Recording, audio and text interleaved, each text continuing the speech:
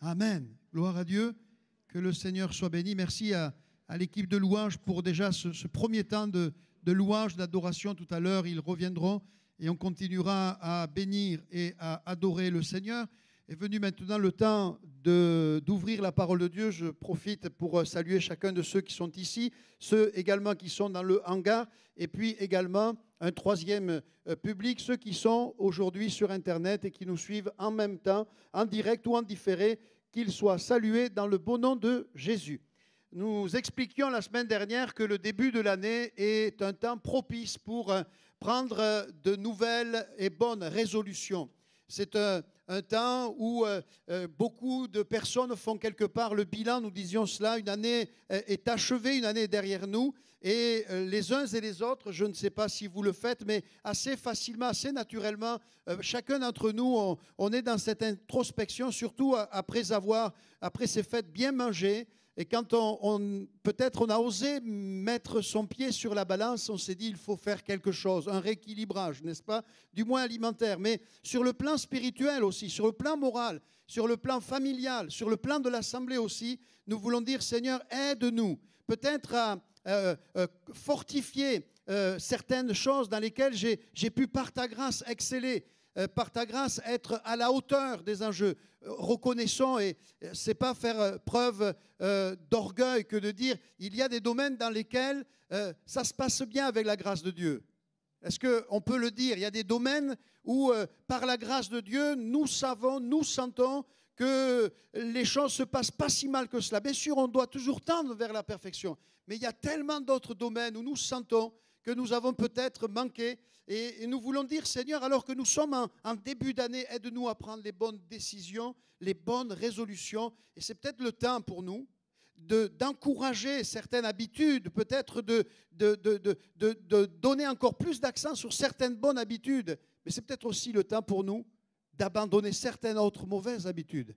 C'est peut-être le temps pour nous de décider devant le Seigneur et devant sa parole, de dire, Seigneur, donne-moi la grâce en 2021 de ne plus tomber dans les mêmes ornières desquelles je suis tombé en 2020. Et en tant que prédicateur, je le dis, je sais et je comprends que c'est un temps propice et favorable aussi. Je veux quelque part en profiter pour appuyer chacun de vous dans ces décisions qu'il a à prendre et inciter chacun d'entre nous à dire, Seigneur, on veut aller de l'avant par ta grâce. Parfois, il est aisé, facile de tomber dans une forme de routine et on se dit finalement, je n'ai plus besoin de rien apprendre. Je relis ces textes, je suis en ce moment dans le livre de Josué et je relisais hier soir ce texte où Josué vient voir, ce texte où Caleb vient voir Josué. Il dit, il y a 45 ans, le Seigneur m'a fait une promesse. Voici la montagne, elle est pour toi, je te la donne. Et 45 ans plus tard, Caleb n'a pas oublié la promesse pour différentes raisons qui ne sont pas de sa responsabilité. Il a été empêché d'entrer dans la promesse de Dieu. Il y a des retards parfois qu'on ne maîtrise pas. Mais dans son cœur, Caleb a entretenu et gardé la promesse. Et quand est venu le temps pour lui d'entrer dans la promesse de Dieu, de voir l'accomplissement de la promesse de Dieu, il dit à Josué, qui a à peu près le même âge que lui, un jeune homme de 85 ans, et il dit, tu te souviens quand à l'âge de 40 ans, nous avons, toi et moi, visité Canaan, et tu sais comment 10 hommes ont découragé tout le peuple d'Israël, et à cause de cela, toi et moi, on a été privés d'entrer dans ce que nous sentions et savions être le plan de Dieu pour nos vies. Mais aujourd'hui est venu le temps, la génération qui était incrédule a péri, et une nouvelle génération est là, et nous voulons faire partie de cette génération-là. Et Caleb va dire à Josué, j'ai 85 ans, mais je suis comme quand j'avais 40 ans. J'ai autant de force, de vigueur que lorsque j'avais 40 ans. Les papis et mamies de 80 ans et plus, que nous puissions dire spirituellement, comprenons, il y a peut-être bien sûr la fatigue physique qui se comprend, mais Caleb a gardé sa flamme, sa passion pour le Seigneur et surtout, il désirait obtenir la promesse de Dieu avant de mourir.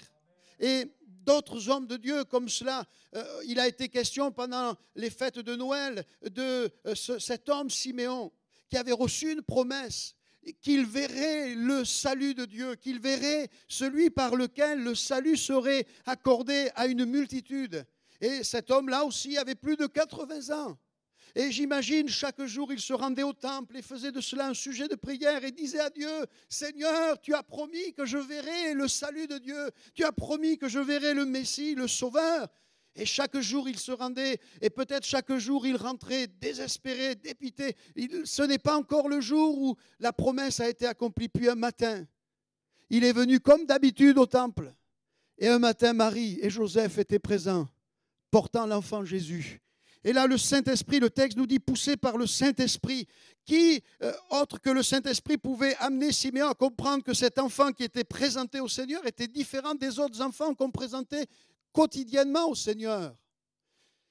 Et là, Siméon comprend, il prend l'enfant Jésus dans ses bras et il dit, alors qu'il n'est qu'un enfant, mes yeux ont vu ton salut. Alléluia. Car un enfant nous est né, un fils nous est donné.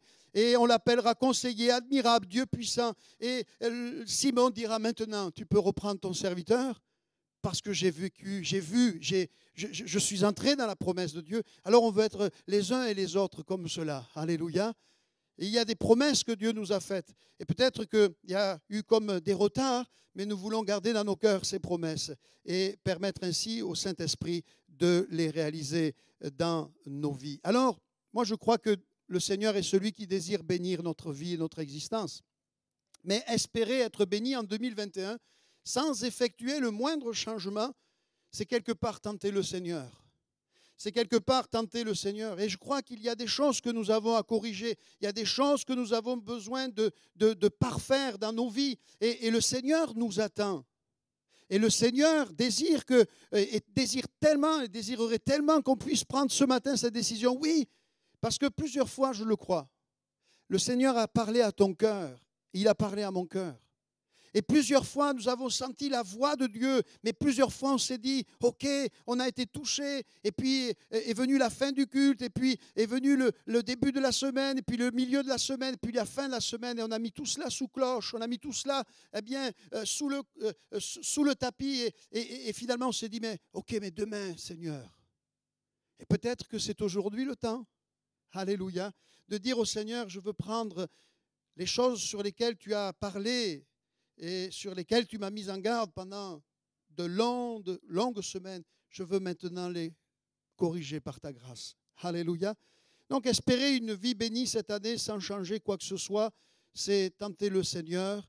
Et Dieu nous a donné sa parole afin de nous présenter la vie à laquelle nous devons tendre les uns et les autres. Et on va lire tout à l'heure Deutéronome 11 qu'on a lu la semaine dernière, mais je rappelle ce que je disais la semaine dernière, pour expérimenter la bénédiction de Dieu, nous avons quelque chose à faire, nous avons des décisions à prendre, nous avons à persévérer dans certaines choses. Lisons maintenant Deutéronome 11, verset 26, et on va voir de manière claire ce que je viens de dire ici de manière synthétique.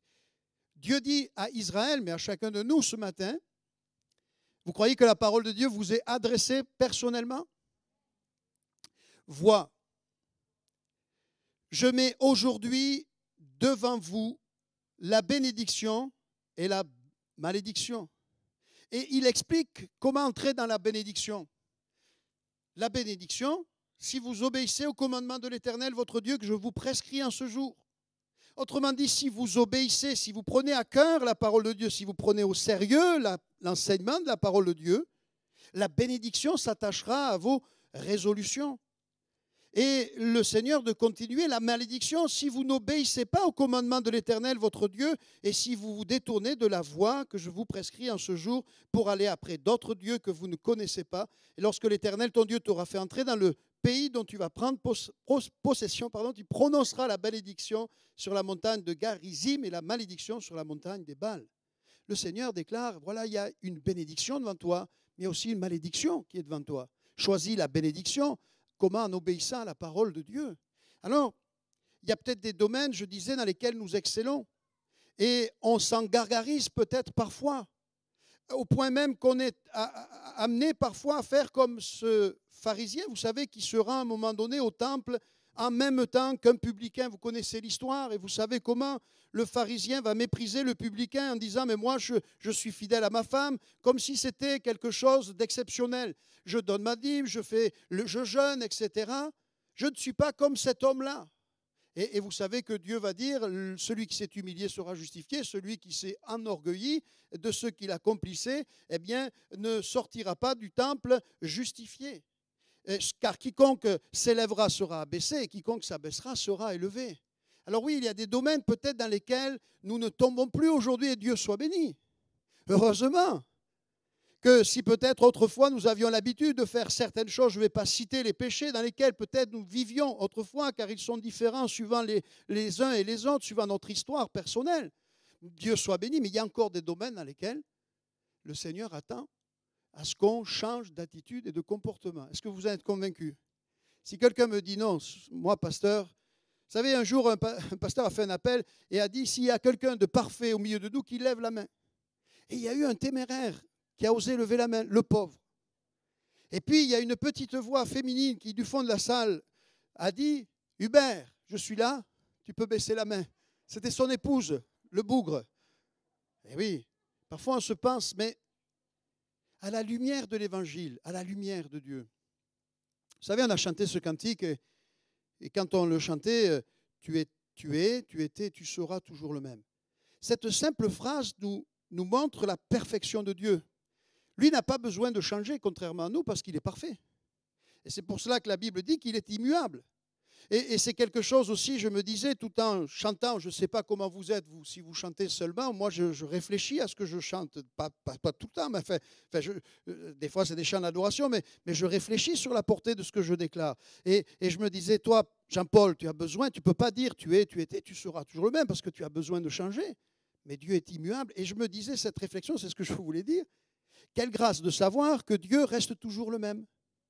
Parce qu'il n'y a rien de plus terrible que de côtoyer une personne qui un jour est en haut et un jour est en bas. Elle vous dit, ce matin je me suis levé du bon pied et ce matin je me suis levé du mauvais pied. Ça n'a rien à voir à faire avec une histoire de pied, c'est une histoire de caractère et de cœur. Ok ?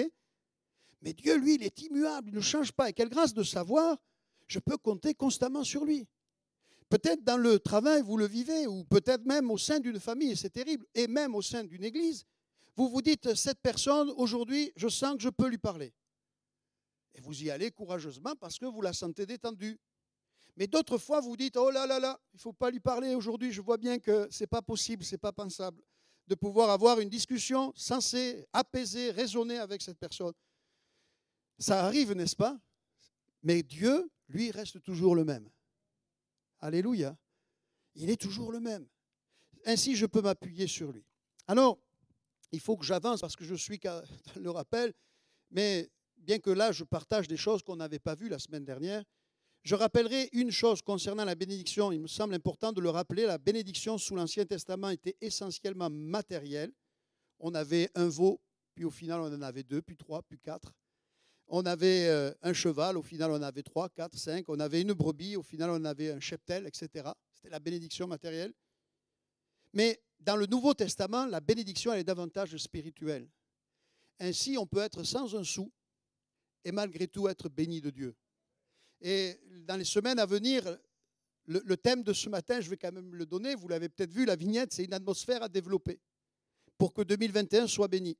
Et la semaine prochaine, c'est une vie sainte, une vie consacrée. Et la semaine d'après, ça va être personnage ou personnalité. Et à un moment donné, nous prendrons l'exemple de Joseph, cet homme qui a été un homme consacré, qui était un homme qui ne jouait pas le rôle d'un personnage, mais qui avait une personnalité façonnée par la parole et par l'Esprit de Dieu. Et cet homme qui était sans un sou, quand il est vendu à Potiphar, il était réduit à l'état d'esclave. Oui ou non? Il était sur le plan matériel en bas de l'échelle sociale, la plus basse qui puisse exister de l'époque. L'état d'esclave, c'est être considéré comme un bien matériel.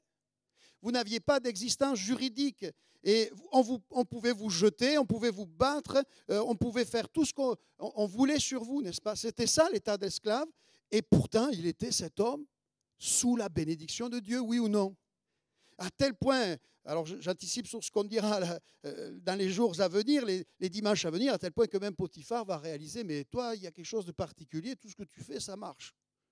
Tu fais le sol et c'est net, c'est nickel, il n'y a pas une poussière, il n'y a pas une tache, c'est exceptionnel.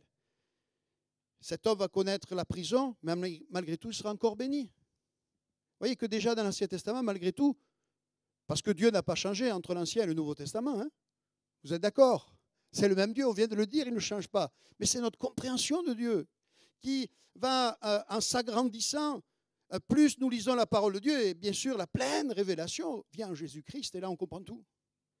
Mais déjà, ces textes étaient là pour donner aux Hébreux, aux Juifs, de comprendre la bénédiction, essentiellement et prioritairement, elle n'est pas matérielle, elle est spirituelle.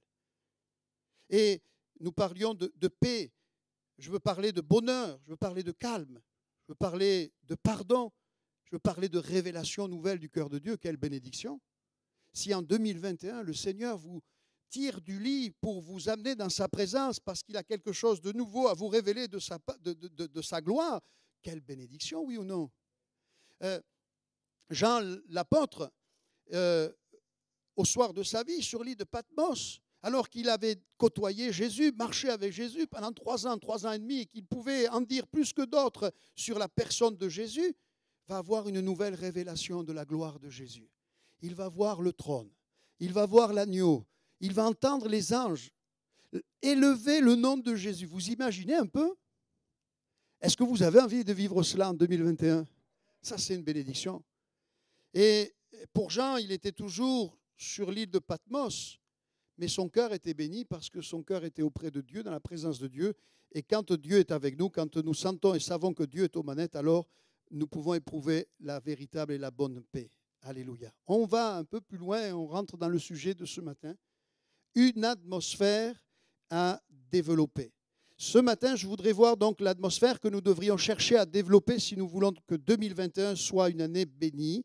Mais je dois dire que ce message restera ce matin comme une introduction à ce vaste sujet. Et Dieu voulant, à l'issue de cette thématique pour une année bénie, nous entamerons une nouvelle thématique que j'intitulerai « Une atmosphère à développer » dans certainement le courant du mois de février. Ce matin, en somme, c'est une introduction sur le sujet.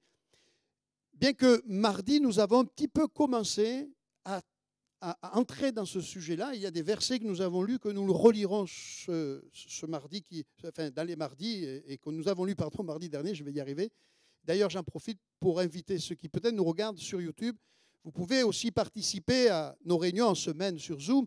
Et tout le mois de janvier, nous allons développer, Aymeric et moi, ce sujet pour une année bénie, point de suspension, et voir les choses que nous avons à développer pour que l'année 2021 soit bénie. Alors si quelques-uns qui nous regarderaient ce matin ou en différé veulent participer à notre réunion Zoom, vous pouvez nous envoyer un message sur notre site internet église-en-cévennes.com. Vous trouverez tous les renseignements.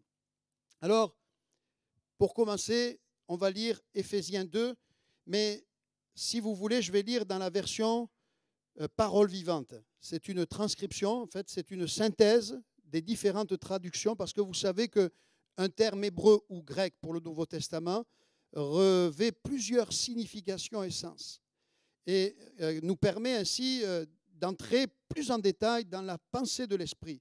Et Cohen a fait un travail formidable où il a synthétisé toutes ces traductions. Éphésiens 2, versets 1 à 3, je lis. Alors peut-être que ça va afficher la version que j'ai envoyée sur les écrans. Vous aussi, Éphésiens 2, versets 1 à 3, vous aussi, vous avez expérimenté cette puissance vivifiante de Dieu. Vous étiez spirituellement morts à cause de vos fautes et de vos péchés, lorsque vous vous laissiez emporter par le courant de ce monde. Autrefois, toute votre manière de vivre et votre comportement étaient modelés par les habitudes de ce monde. Le monde a ses habitudes, vous le savez. En fait, vous obéissiez à Satan, qui règne en maître sur l'atmosphère spirituelle que nous respirons et qui influence la mentalité ambiante. Vous viviez dans la dépendance des esprits mauvais qui accomplissaient leurs œuvres en vous, comme ils le font encore en ceux qui refusent d'entrer dans le plan de Dieu. Notre comportement à nous tous nous était dicté par nos instincts et nos passions. Nous nous laissions aveuglément gouverner par les pulsions de notre être naturel. Tout ce que désiraient nos pensées et notre imagination corrompue, nous l'exécutions, car nous étions comme obligés de céder à tous les caprices de notre nature humaine et de nos sens. Ainsi, nous les Juifs, étions-nous par nature l'objet de la colère de Dieu, comme tout le reste des hommes. Amen. Qu'est-ce que Paul ici explique? Eh bien, qu'autrefois, ne connaissant pas le Seigneur, nous évoluions au sein d'une atmosphère ténébreuse. Il parle d'atmosphère spirituelle. Et c'est vrai que, et j'aime ce mot atmosphère plutôt qu'ambiance. Ambiance, c'est quelque chose qui vient d'en bas, qu'on peut produire, qu'on peut provoquer. L'atmosphère, c'est quelque chose qui vient du ciel. Et la semaine dernière, et j'invite là aussi ceux qui peut-être nous suivent en ce moment à écouter le message de dimanche dernier, mais peut-être dans la salle, quelques-uns n'ont pas entendu le message de la semaine dernière. Le titre, c'était Satan démasqué et Satan vaincu. Et nous parlions que c'est vrai qu'il y a au ciel un Dieu qui veut bénir, mais il y a aussi dans le monde spirituel un être que la Bible appelle Satan, l'ange déchu, qui cherche à conduire l'homme tout droit dans la malédiction. Et tout comme il y a une atmosphère spirituelle saine, sainte, divine, qui vient de Dieu, et il y a aussi une atmosphère lugubre, sombre, ténébreuse, diabolique.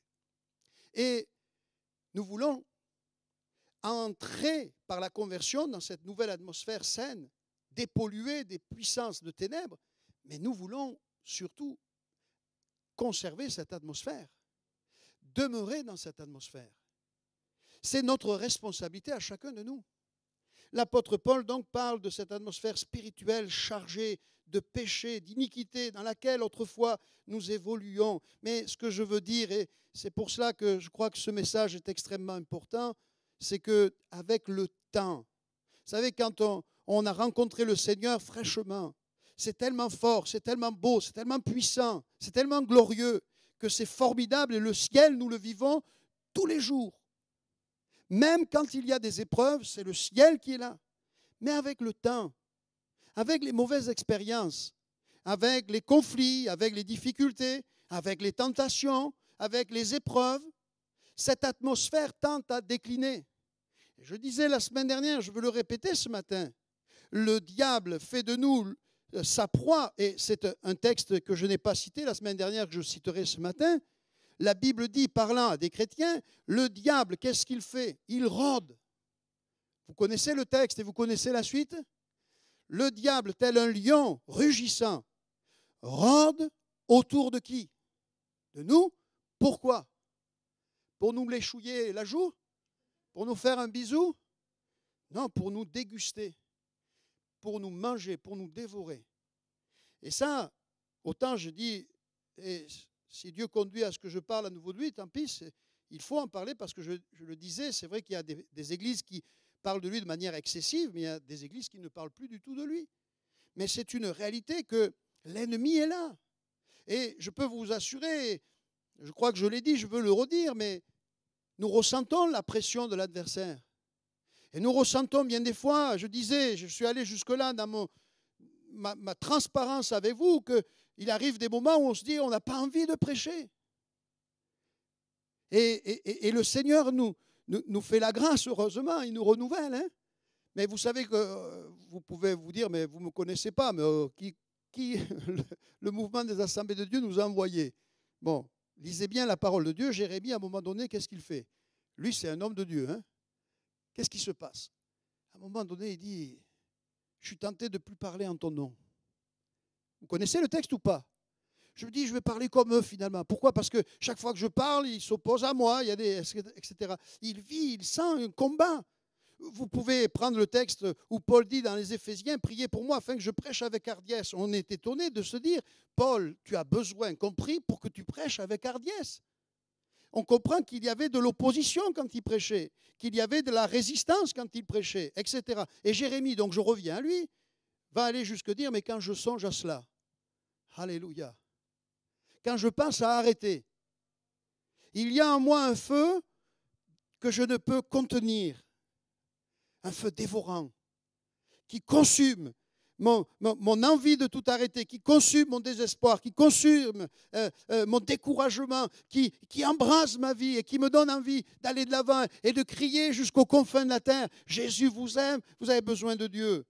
Alléluia. Donc oui, il y a ces combats, oui, il y a un ennemi qui est là, qui rôde, mais nous voulons donc entretenir cette bonne atmosphère et à travers les difficultés que tu vis, à travers les difficultés que tu as rencontrées, à travers les conflits que tu as pu connaître, que ce soit dans la famille, que ce soit dans l'église, que ce soit au travail, l'ennemi veut t'amener à être comme aigri. Et c'est là où je disais tout à l'heure, il y a peut-être des domaines où nous excellons, il y a peut-être des domaines où nous ne tombons plus, fort heureusement. On n'est pas avec une seringue. Hein? Bon, je ne parle pas du vaccin, là. Hein? Il y a des choses, par la grâce de Dieu, bon, je peux m'en vanter de ça, par exemple, mais je n'en fais pas un sujet de fierté, parce que certains ont une cigarette. Moi, ça ne me tentera jamais. Ça ne me tente pas. Enfin, il ne faut pas dire que ça ne me tentera jamais. Hein? Mais je veux dire, non, mais ce n'est pas mon combat, parce que je n'ai pas été un fumeur. Mais pour celui, les jeunes me demandaient, mais on posait la question, on avait une réunion à la fin de l'année, mais quel est finalement pourquoi c'est interdit? C'est vrai que ce n'est pas écrit, parce que bon, mais l'homme n'avait pas eu l'idée encore. Mais le problème, c'est que dans une cigarette, il y a 50 produits toxiques différents. Ce n'est pas moi qui le dis, ce n'est pas la Bible qui le dit, c'est des hommes de science. Et le problème avec la cigarette, c'est qu'on sait qu'il y a notamment la nicotine, et quand on commence à toucher à cela, ben notre corps en redemande, n'est-ce pas? Et donc, il y a des sujets, bon, je n'aurais peut-être pas dû donner cet exemple, mais vous comprenez, il y a des sujets dans lesquels on se sent fort, on se dit, bon, je ne serai pas touché. Mais malgré tout, bien-aimés, ne condamnons pas, ne jugeons pas, ok? Parce que toi, peut-être, ce n'est pas ça, mais peut-être c'est autre chose. Peut-être moins grave, peut-être aussi grave, mais peut-être aussi plus grave. Et, bon, pour ceux qui sont à la technique, je suis vraiment désolé, ça fait 2 semaines, je ne respecte pas trop mon plan. Tant pis. Mais je pense à cela. Moïse, on a parlé de lui et on va en reparler dans 15 jours, un mardi soir.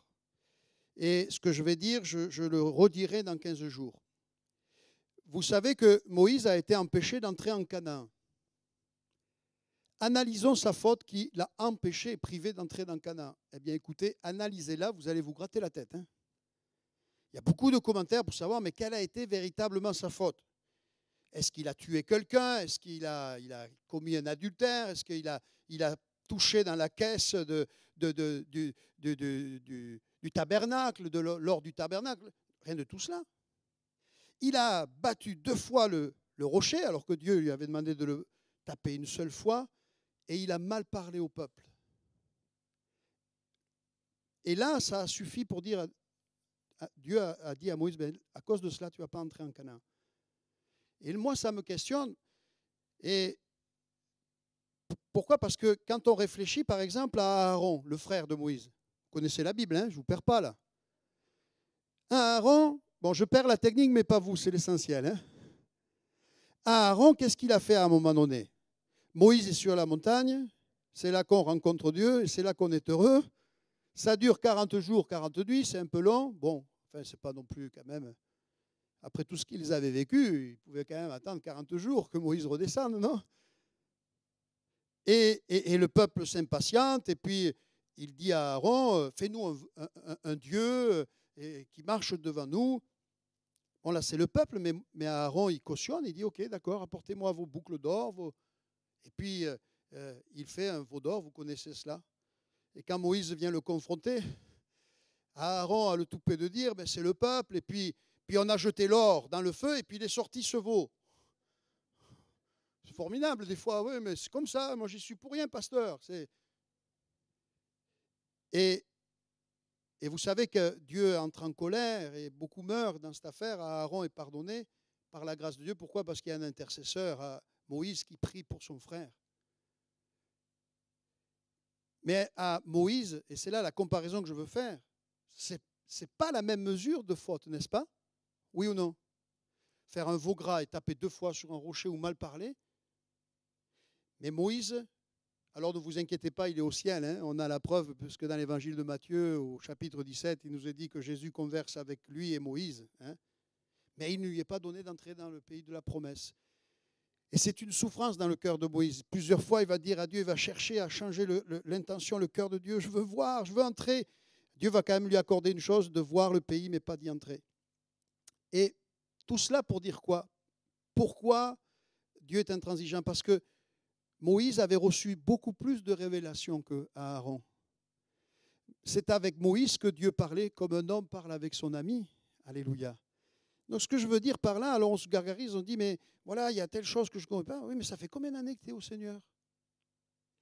Mais il y a tellement d'autres choses, peut-être qui te semblent, à vue humaine, selon ta propre réflexion, plus basse, plus minime, mais qui sont importantes aux yeux de Dieu. Et j'ai donné la preuve avec Moïse.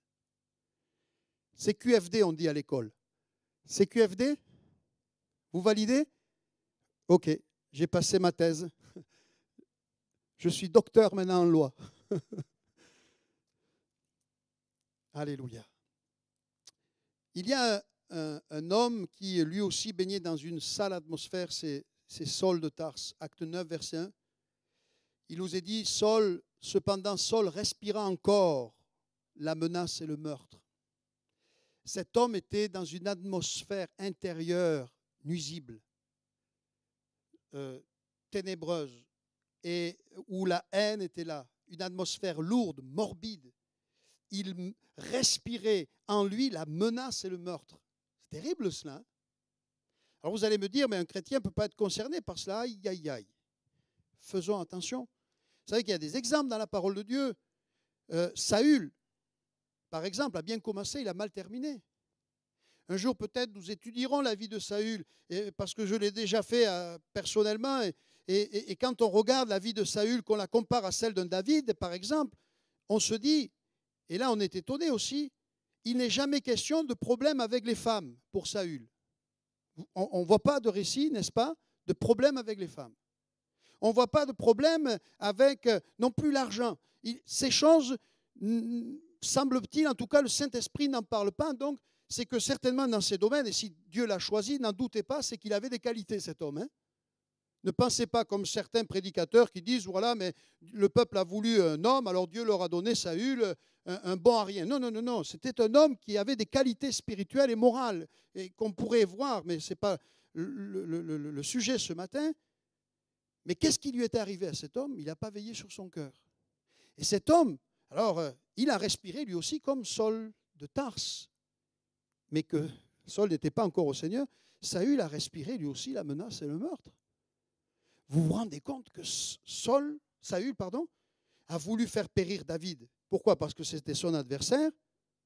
Et vous savez que la Bible nous dit que nous devons bénir ceux qui nous haïssent, prier pour ceux qui vous maltraitent. Et comble, et pour dire que, voyez-vous, et tant pis si on ne rentre pas totalement dans le sujet, on verra les choses que j'avais voulu vous dire dans 3 semaines, lorsqu'on reviendra sur ce thème d'atmosphère à entretenir, parce que c'est un sujet extrêmement important. Saül, parce qu'il n'a pas veillé sur son cœur, Saül, parce qu'il a laissé la haine, parce qu'il a laissé l'animosité, parce qu'il a laissé la frustration, parce qu'il a laissé la colère dans son cœur grandir et prendre de plus en plus de l'ampleur. Non seulement il en a voulu à David, mais il en a voulu même à son propre fils. Et vous savez quand même ce qu'il va vouloir faire à un moment donné. Il va vouloir tuer Jonathan. Vous connaissez ces textes? Vous les avez lus ou pas? Vous allez me dire, mais pasteur, vous vous adressez à des chrétiens. Alléluia. Je suis jeune, mais quelques années malgré tout d'expérience. Et j'ai vu notamment une situation, une personne, je tairai son nom, qui a fini dans la haine, même vis-à-vis de ses enfants, et qui voulait amener sa propre famille devant une émission où on règle les problèmes, soit juridiques. Bon, je tairai le nom de l'animateur, elle n'existe plus, elle est sur la radio, je crois, aujourd'hui, cette émission. J'ai dit à cette personne, je ne dis pas si c'est une sœur, si c'est un frère, j'ai dit, mais vous vous rendez compte où vous en êtes arrivé? Vous vous rendez compte qu'une mère, hein, ou qu'un père, je me vante toujours, hein, mais c'est qu'une mère en vienne à haïr sa propre chair. C'est terrible, oui ou non? Et bon, je vais jusqu'au bout de mon témoignage. À un moment donné, je vais la voir. Elle me dit, je ne dors plus dans ma chambre. Pourquoi? Parce que je sens une mauvaise présence. Et oui, parce que, alors je veux faire peur à personne, hein, mais il y a des terrains où il ne faut pas aller. Il y a des endroits, des atmosphères dans lesquelles il ne faut pas rester. Alors tant pis, moi je crois que si j'ai insisté à ce point sur cela, et si on n'est pas allé dans le sujet comme je devais y entrer, mais peut-être que le Seigneur parle à quelqu'un, peut-être que c'est une seule personne. Eh bien, si c'est une seule personne, que cette personne se laisse toucher par le Seigneur. Mais ça peut être moi, parce que vous savez, dans la vie, on peut être aigri, on entend des choses qui nous font du mal, on vit des conflits, etc. Et on a besoin de veiller. Et je crois que quand on a une vie spirituelle, en tout cas, il me semble qu'on ne peut pas entretenir la colère, qu'on ne peut pas entretenir la haine. Parce que quand on va se tenir devant Dieu, le Seigneur va, ou alors je ne sais pas, ou alors on prie, mais on n'est pas en communion avec Dieu, on n'est pas... Vous savez, quand la prière, c'est parler à Dieu, mais c'est permettre aussi au Seigneur de nous parler. Et quand on vit quelque chose, un conflit par exemple, quand on vit une situation où on est en difficulté avec quelqu'un, j'espère que vous faites un minimum de cela un sujet de prière et dire « Seigneur, éclaire-moi et montre-moi ». Alors, j'espère que vous n'en faites pas un sujet de prière pour dire au Seigneur « Tombe-lui dessus, rends-moi justice, frappe-le, jette-le en enfer ». Vous savez que Jean, l'apôtre, l'a dit, si tu veux que on va demander au feu du ciel de tomber sur les Samaritains, et Jésus va leur dire, et c'est là l'atmosphère, mais quel esprit vous anime-t-il? Je veux veiller, c'était des apôtres, hein? Bon, ils étaient en formation, ils n'avaient pas tout saisi encore. Ils n'avaient pas eu la reconnaissance des assemblées de Dieu, c'est pour ça. Mais tous ces textes sont là pour nous montrer, et moi j'aime la parole de Dieu, parce qu'elle ne nous présente pas des saints dénués d'humanité. Elle ne nous présente pas des saints qui ont déjà atteint la perfection, mais quand elle donne des contre-exemples, ce n'est pas pour nous dire, c'est nous encourager, va dans cette... Non, non, c'est pour nous dire, veille. Parce que je crois qu'on a au moins l'humilité de dire, c'est que si c'est arrivé à eux, ça peut peut-être nous arriver. Laurent, tu as cité ce texte que tu as lu ce matin, et tu as rajouté, c'est impensable ce qui s'est passé, l'apôtre Pierre. Et croyez-vous que quand il dit au Seigneur, j'irai jusqu'à la mort pour toi, à Dieu ne plaise, et même si tous t'abandonnent, moi je te resterai fidèle, est-ce que vous croyez qu'il était hypocrite? Non. Il était sincère. Mais il ne savait pas ce qui allait arriver, il ne savait pas que l'heure des ténèbres, comme jamais, allait arriver, que les puissances de l'enfer allaient s'unir, s'associer, associer toute leur force, toute leur puissance, pour terrasser le Fils de Dieu et le petit groupe des apôtres, pour qu'on n'en parle plus d'eux. Et Pierre va, cette nuit-là, quelque chose de terrible, donc, que Laurent nous a, et c'est très bien, et je terminerai avec cet exemple rappelé, il va renier le Maître. Il va, par 3 fois, et la 3e fois, jurer, je ne connais pas cet homme, je ne connais pas Jésus. Je n'ai jamais marché avec lui. C'est ce qu'il dit, je jure devant Dieu, devant les anges, je ne connais pas Jésus. Avec imprécation, il est dit. Et puis le coq chante immédiatement, il se rappelle. Et là, il se rappelle. Avant que le coq, tu m'auras rogné 3 fois. Et le texte biblique, venez les musiciens, tant pis, on verra rien d'autre ce matin. On ira dans 3 semaines, on continuera sur cette, je vous dis, une nouvelle thématique, une atmosphère à développer.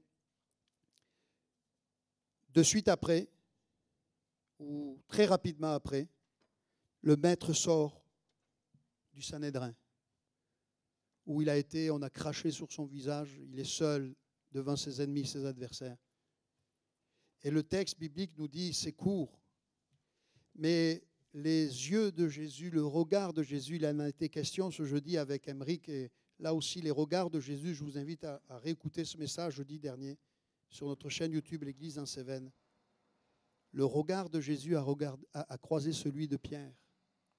Et comme l'a dit très bien Emeric, dans le regard, on peut lire les sentiments. Mais moi, je ne crois pas que dans les regards de Jésus, dans les miens, parfois, il y a pu avoir un regard de colère vis-à-vis de quelqu'un qui s'est mal comporté. Mais lorsque Christ me regarde, lorsque même je défaille, c'est un regard chargé d'amour et de miséricorde qui me dit, oui, tu as fauté, mais il y a encore pour toi une possibilité de t'en sortir. Et Jésus, des jours après, dira à Pierre, Pierre, paie mes brebis, Père, paie mes agneaux. Est-ce qu'on peut se lever ce matin dans la présence de Dieu? Je ne sais pas quel chant tu vas prendre. Laurent, il y en avait sinon dans ceux que tu as pris qui vont très bien avec le sujet, mais je te laisse nous conduire dans un temps de louange. On reste encore en live et j'invite ceux qui sont en présentiel et ceux qui sont sur Internet. à dire je veux grandir, je veux évoluer dans une atmosphère divine, une atmosphère qui respire non pas la haine, non pas la mort, non pas la violence, non pas la vengeance, mais une atmosphère où règne la paix, une atmosphère où règne la joie, une atmosphère où règne le véritable amour. Alléluia. Est-ce que nous voulons cela en 2021? Et je peux t'assurer que si tu entres dans ces choses et persévères dans ces choses, tu ne vas pas vivre une année comme tu l'as vécu en 2020. Tu vas vivre une année sous la bénédiction de Dieu, parce qu'en changeant l'atmosphère intérieure, tout va changer autour de toi. Et dans 3 semaines, nous le verrons. Autour de toi, ceux qui vivent vont changer aussi, parce qu'ils seront influencés par l'atmosphère qui règne en toi. Alléluia. Le chrétien, ce n'est pas un thermomètre. Le chrétien, c'est un thermostat. Le chrétien, ce n'est pas quelqu'un qui donne la température, c'est quelqu'un qui change la température. Alléluia. Amen. Adorons le Seigneur. Alléluia. Merci Seigneur pour ta présence. Agissant parmi nous, je t'adore, tu ferais.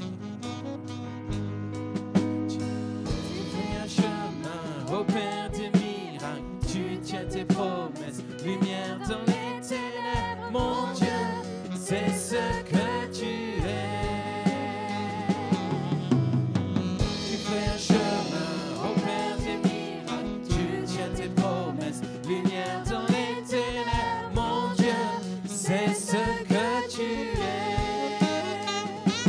Tu es là, présent parmi nous. Je t'adore, tu es là, tu restaures les cœurs brisés. Je t'adore,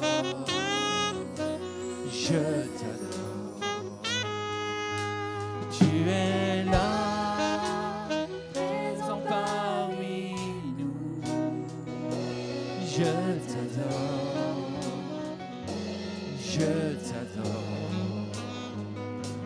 tu es là, transformant nos vies.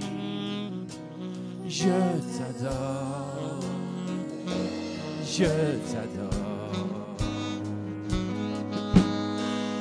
fais un chemin, opère tes miracles, tu tiens tes promesses, lumière dans les ténèbres, mon Dieu, c'est ce que tu es. Tu fais un chemin, opère des miracles, tu tiens tes promesses, lumière dans les ténèbres, mon Dieu, c'est ce que tu es. Alléluia. Sors les cœurs brisés. Amen. Tu es la réponse à tout. Jésus, tu essuies. Essuie toute larme.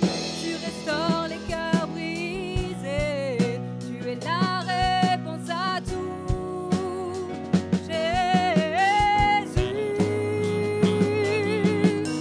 Tu fais un chemin, opère des miracles, tu tiens tes promesses, lumière dans les ténèbres, mon Dieu, c'est ce que tu es.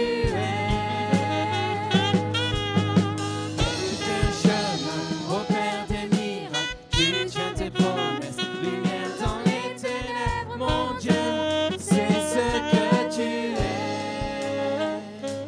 Tu es là, présent parmi nous.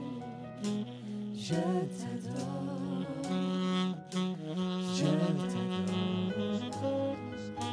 tu es là, agissant parmi nous.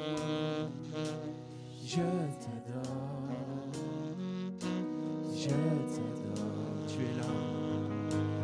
es là, présent parmi nous. Je t'adore,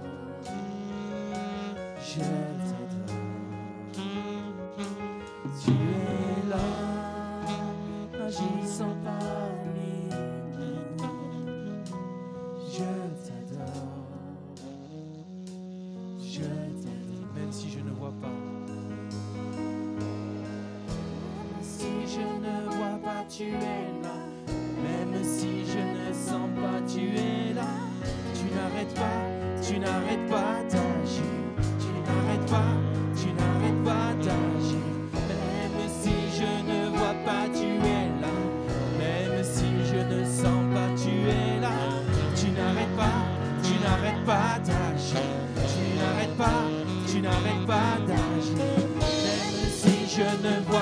tu es là.